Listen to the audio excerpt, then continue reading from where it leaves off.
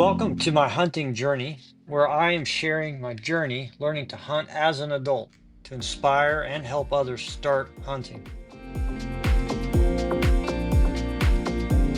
So, my own hunting journey started maybe 10 years ago with one of my daughters having an interest in hunting, and I did not know how to hunt. And so that was where it stopped. She wanted to, but I didn't know how. And when she was heading off to college, we decided to learn as a way to stay in touch. We took a hunting class. We went hunting one time, and then she got interested in other things while she was at college, and we stopped right there. And then I picked it up again about 3 or 4 years later with my youngest daughter as a way to connect with her and spend time with her.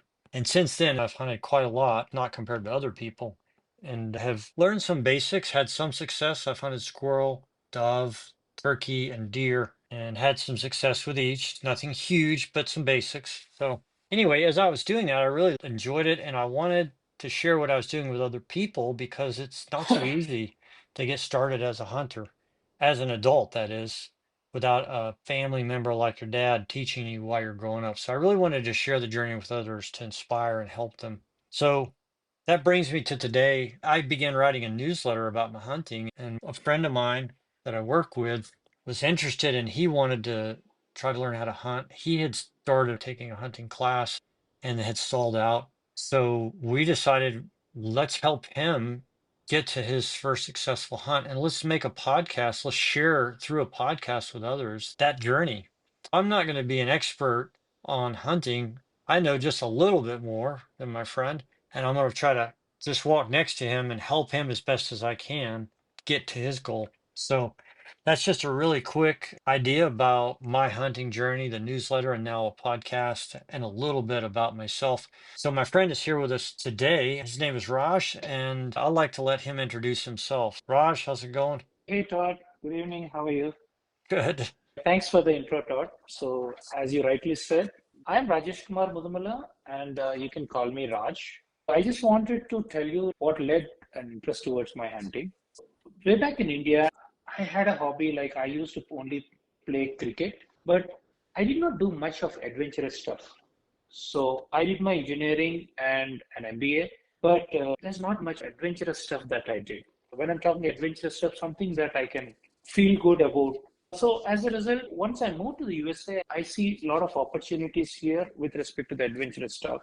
So I started taking up motorcycle riding and kickboxing. And as I wanted to evolve here or try something more, I have to try hunting. So in 2018, I completed Colorado Hunter's Ed with my elder daughter. The reason for going for Hunter's Ed was first, I wanted to learn the game, understand their habitats, and essential survival techniques. Way back in India, we do not have anything related to hunting there. I mean, legal licensing hunting. So you cannot hunt animals there. I successfully completed the course. I obtained my hunting license, and I thought, okay, I'm ready for the new adventures in the wild. But this happened in 2018. So I took a fall turkey and pronghorn license from Caveras. Unfortunately, we couldn't go hunting that year due to an unexpectedly harsh winter. Then I lost interest right then on 2019, 20, and then we were concentrating on some other things. So, as you rightly said, we did discuss about our weekend activities, and I came to know from you that you've been a hunter since past 10 years. I'm excited about the prospect of learning from you and looking forward to going hunting together in the future. Yeah, that would be a lot of fun, Raj. And that's an interesting point about this journey we're attempting together is you're in Colorado, I'm in Texas, so we don't have plans to hunt together. Who knows? That could change. But we're trying to help you get out there and have some success without actually being physically together. So that's an experiment, right? We'll see how that goes. And then just to clarify, I have not been hunting for 10 years. The first time that my daughter said something about wanting to go hunting was probably 10 years ago when she was maybe ninth grade. And then when she was graduating high school, I wanted to stay in touch with her when she went off to college. And I thought maybe we could do something together. And hunting was the thing I suggested, and she agreed. That was in 2018. When you were talking about taking hunter's ed with your daughter, you said it was 2018. I didn't realize it was that far back. That's the same year I went with my daughter. And then we did our Oh, first hunt in early 2019. Had a hunt for squirrel, didn't get any. And then she got interested in rock climbing in college. And she's like, Dad, I'm into rock climbing now. I don't think I'm going to hunt anymore. She felt bad. And it was okay. But yeah, so really, I didn't hunt again until 2022. And that's when my journey started seriously. So pretty cool. You and I started at the same time. We both took hunter's ed. So we're not that far apart on our journeys, which is cool. that's true. Yeah, thanks for sharing all that, Raj. I think that's great information. I've been surprised actually among the people you and I work with, how many people I've met from India who are very curious and interested in hunting and have a similar story about, yeah, we don't have that back in India. And I think in the US, people don't think about that as much. It's just something that's here. And people that hunt, maybe, I won't say they take it for granted. I think hunters do appreciate that, treat it as a privilege. But I don't think everyone really thinks through that other places in the world you can't do this. So let's talk about what our goal is. It's to get you from where you are now with just a little knowledge of hunting from that class. And we want to get you all the way to the point that you take your first bite of wild game that you hunted.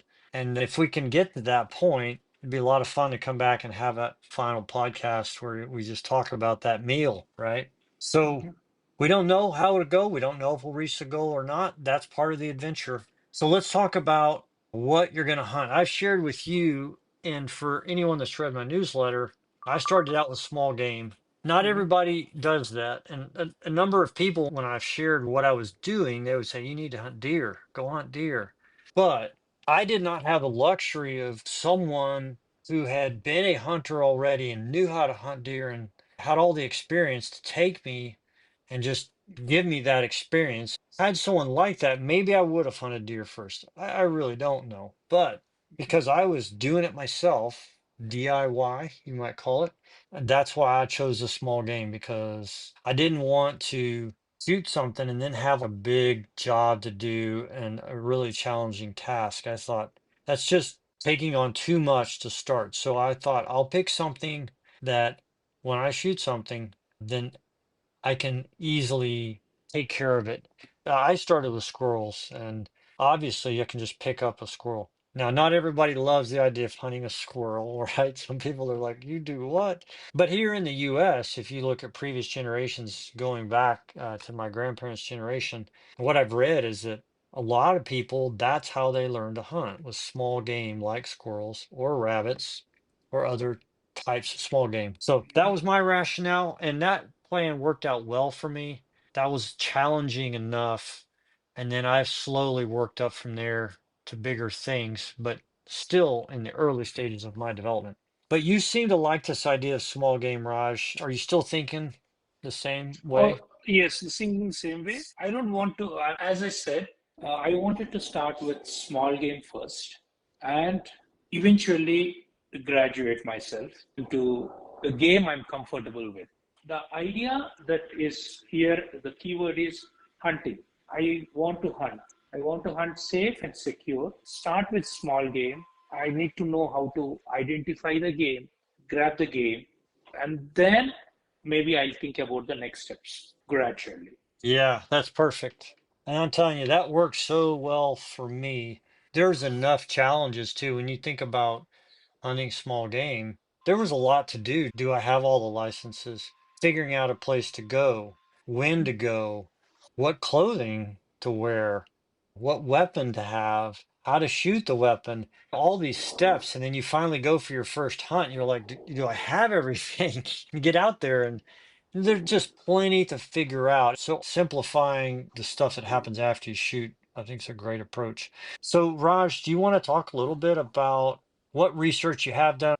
Oh, yeah. So, one important thing, or one thing that went into my mind or in the research is identifying the game. Because if I get a license for a particular game, I need to stick to that. So, there are books that they have given, small pocket books, I think, where you can keep it in your pocket. So, that is one thing. That's great, Raj. That's a great starting point.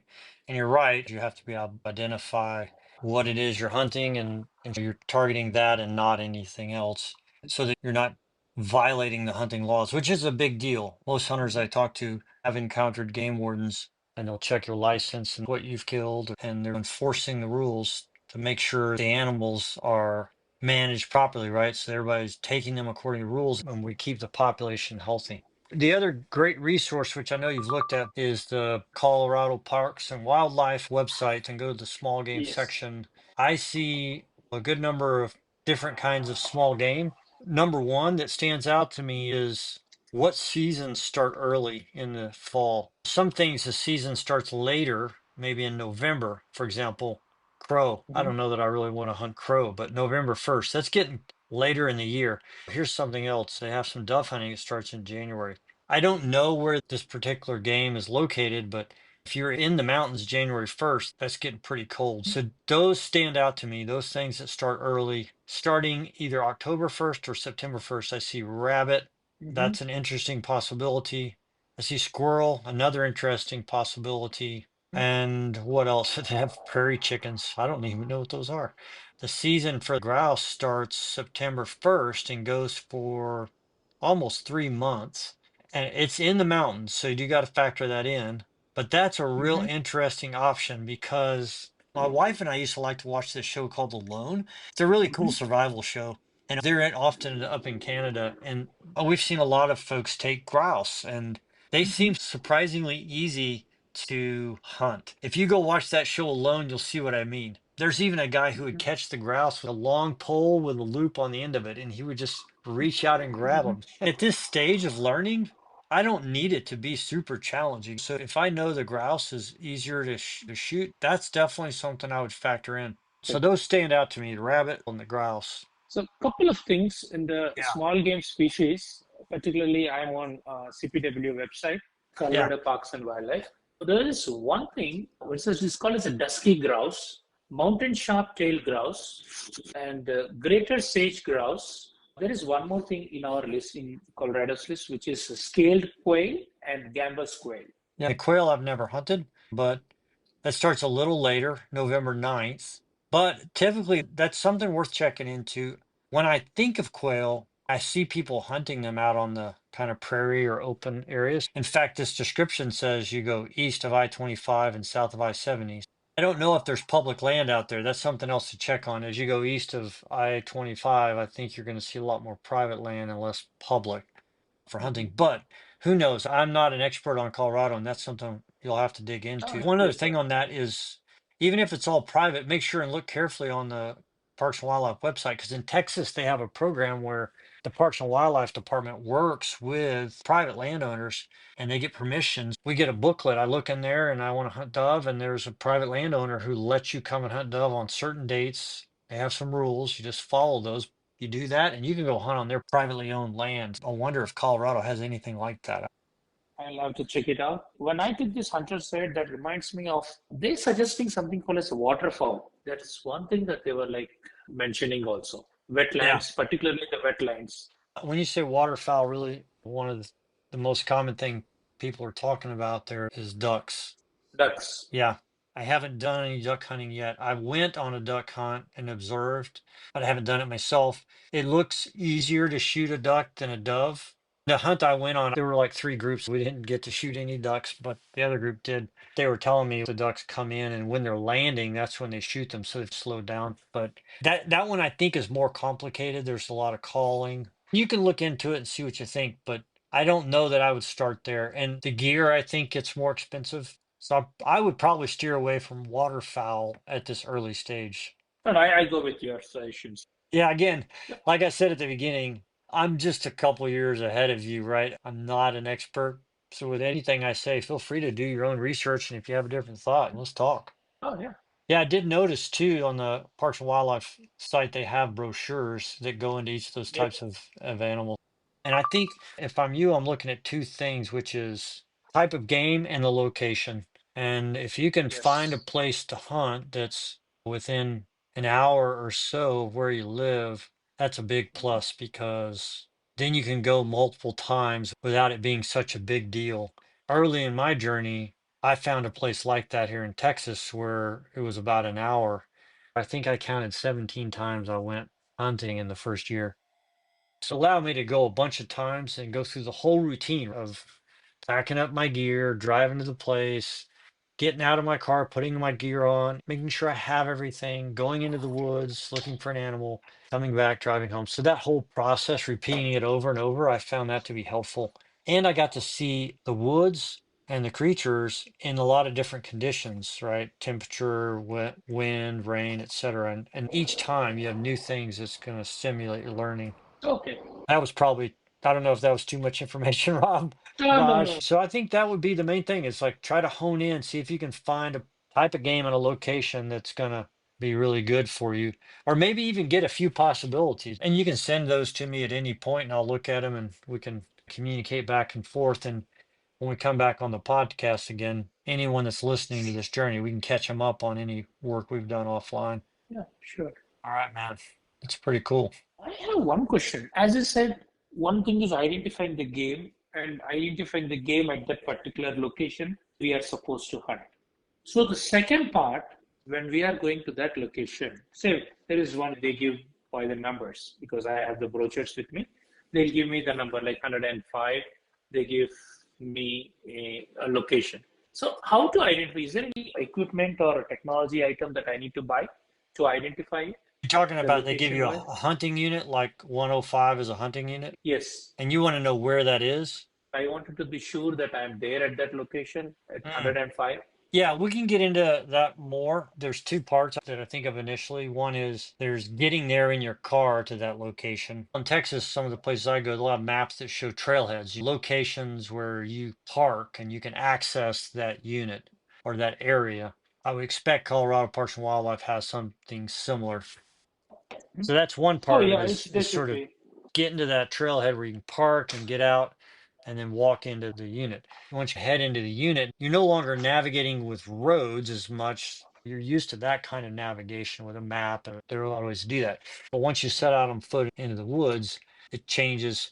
Most hunters these days are using an app, as far as I can tell, and it uses GPS, so you can tell your location pretty clearly. The mountains can make that more challenging and devices can break, so you want to have some basic navigation skills. So we'll talk about that. That's part of the learning curve. When I say picking something easy like squirrel or rabbits, is you're thinking about not getting lost also. Sure, Todd. I'm excited for that. That's probably a good place to wrap up, and then we'll pick this up again after you've had a chance to do a little bit of that research. And I think the next time we talk will be once you've honed in on some possibilities of a location and a specific game that's available at that location. Okay.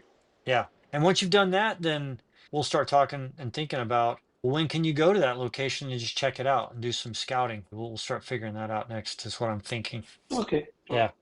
Because that's when it gets fun and exciting when you actually step out of your car and into nature. The weather is good nowadays. Yeah, we're coming into the nice summertime. Even I'm planning, you know what, this scouting and all, I just wanted to mix some of my passions also into this. Maybe I'll ride my motorcycle there. Oh, you could Or you- for scouting. Maybe what we'll do when we get to that point is let's talk through what do you need to take with you to go out and do some scouting, and okay. then if you can fit that on your motorcycle, Oh yeah, sure, we can talk. First, maybe we'll go by step.